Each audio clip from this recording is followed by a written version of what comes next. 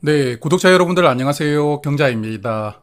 이번 여름은 유난히 더 더웠던 것 같은데 이제 그래도 밤에는 기온이 조금씩 내려가면서 잠은 잘만한 것 같더라고요. 구독자 여러분들도 여름의 마지막까지 더위 조심하시길 바랍니다. 이번 주는 미국에서 긍정적인 소식이 많이 들려왔죠.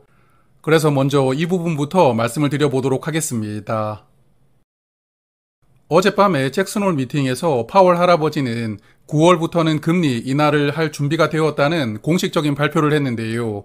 물가가 조금씩 떨어지고 있고 또한 고용 시장이 냉각되는 흐름이 관찰되기 때문에 더 이상 금리 인하를 늦추기가 어렵다는 의견이 많았습니다.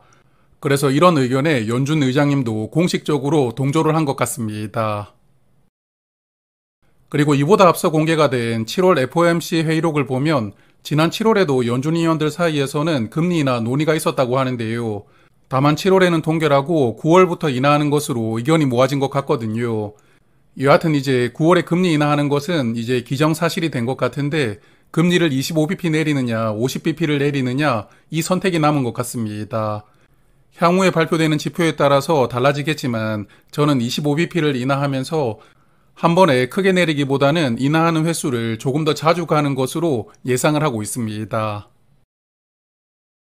그래서 이번 주 미국 시장도 전반적으로 상승 마감했는데요. 다우존스부터 S&P 500, 나스닥 지수까지 3대 지수가 모두 1% 정도씩 상승을 했으니까 이번 주에 미국 시장은 골고루 상승이 나왔던 흐름이었습니다. 그리고 다음 주 수요일에 엔비디아가 실적 발표를 하거든요. 먼저 발표가 된 TSMC 실적이 좋았기 때문에 이번 엔비디아 실적도 좋을 것이라고 예상합니다. 다만 컨센을 얼마나 상회를 할 수 있느냐, 그리고 다음 분기 가이던스가 어떠냐에 따라서 주가 방향이 결정이 될 것 같은데요. 그리고 한국의 SK하이닉스나 삼성전자도 엔비디아 실적의 영향을 크게 받을 것이기 때문에 반도체뿐만 아니라 테크 종목들 전체적으로 영향을 주는 빅 이벤트가 될 것이라고 생각합니다. 그리고 금요일에는 미국 개인 소비 지출이 발표가 되는데 이 지표가 9월 금리를 얼마나 인하하는지 영향을 또 크게 줄 것이기 때문에 이 지표도 중요하게 체크를 해봐야 되는 부분입니다. 미국 시장에 직접 투자하고 있는 계좌를 보면 JPQ와 JPI를 투자하고 있는데 저번 주 대비 주가가 1% 정도 상승한 것 같거든요. JPQ는 이제 8% 정도까지 주가가 올라왔는데 조금만 더 올라간다면 지난 7월 수준을 회복할 수 있을 것이라고 기대합니다. 그리고 일반 계좌에서 투자 중인 에이스 미국 빅테크 7은 주가가 조금 더 떨어지면 추가 매수하면서 물을 타볼 생각이고요. 그리고 SK텔레콤도 같이 보유를 하고 있는데 이제 17% 정도 수익이 나오고 있거든요. 그래서 이제는 슬슬 이별을 생각하고 있는데 일단 58,000원부터 조금씩 분할로 정리해 볼 생각입니다. 자, 그러면 이번 주 코스피 지수를 볼 텐데 저번 주와 큰 차이는 없었거든요. 저번 주보다 약간 상승하면서 2701포인트로 마감이 되었는데 그래도 약 한 달 만에 2700을 해보겠다는 게 좋았고요. 앞서 말씀을 드렸지만 다음 주 엔비디아 실적 발표에 영향을 많이 받을 것 같은데 부디 좋은 흐름이 나오길 바라봅니다.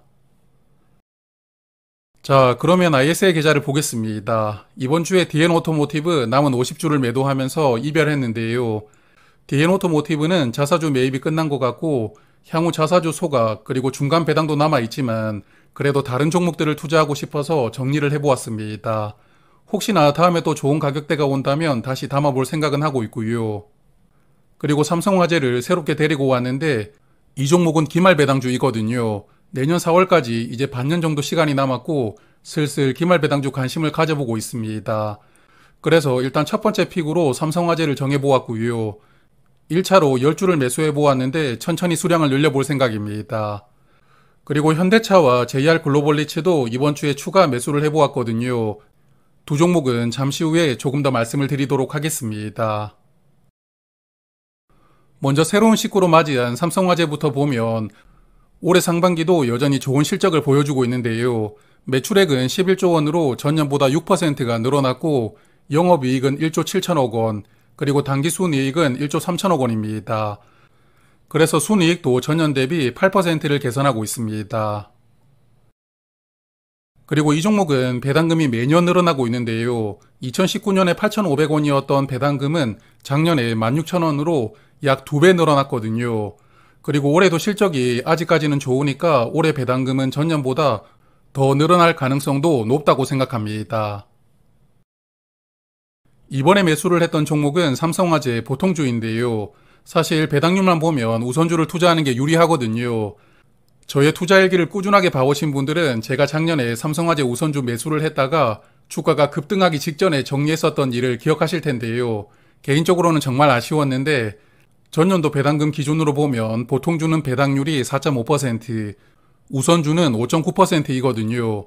그래서 보통주 기준으로 보면 배당률이 높지는 않지만 향후 주가가 상승할 여지가 충분히 있을 것 같고요. 또한 일반적으로 주가가 올라갈 때는 우선주보다 보통주가 조금 더 빠르게 올라가는 경향이 있거든요. 그래서 이번에는 보통주를 투자하는 것으로 선택을 해보았습니다. 이 종목은 아직 밸류업 공시를 하지는 않았는데요. 이번에 실적 발표를 하면서 컨퍼런스 콜에서도 밸류업 관련된 일정을 뚜렷하게 밝히지 않다 보니까 주가가 단기적으로 조정을 받기도 했습니다. 그래도 삼성화재가 국내 1위 보험사이고 조만간 밸류업 공시를 하리라고 예상하는데요. 아마 이 종목도 밸류업 내용은 주식 소각과 배당 성향을 높이는 형태로 발표할 것이라고 예상하는데 밸류업 공시가 나온다면 주가가 들썩거릴 가능성도 충분히 있다고 생각합니다. 하지만 삼성화재도 올해 밸류업 기대감으로 주가는 많이 올라갔었거든요. 올해 초 대비 주가가 50% 정도 상승한 상황이지만 그래도 요즘에 고배당주들 주가 보면 여전히 시장에서는 밸류업 기대감은 살아있는 상황이고 그리고 현재 실적이 또 좋으니까요. 내년도 기말 배당 기준일까지는 조금 더 주가가 상승하는 것을 예상을 하고 있습니다.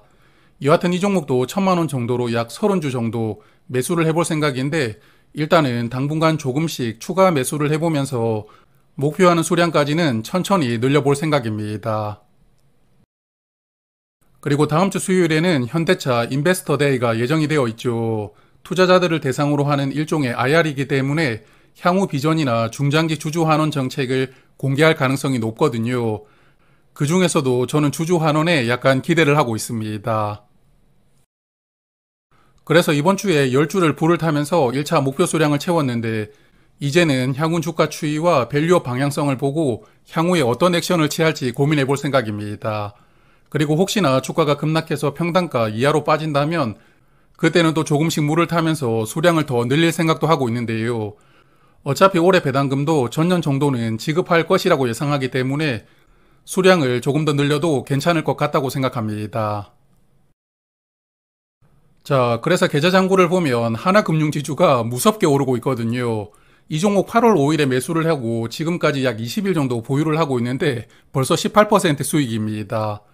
그래서 이제 잔고를 볼 때마다 매도를 하고 싶어서 손가락이 간질간질한데 그런데 하나금융지주뿐만 아니라 나머지 은행주들도 주가 흐름이 워낙 좋거든요. 쉽게 매도하기도 어려운 상황입니다.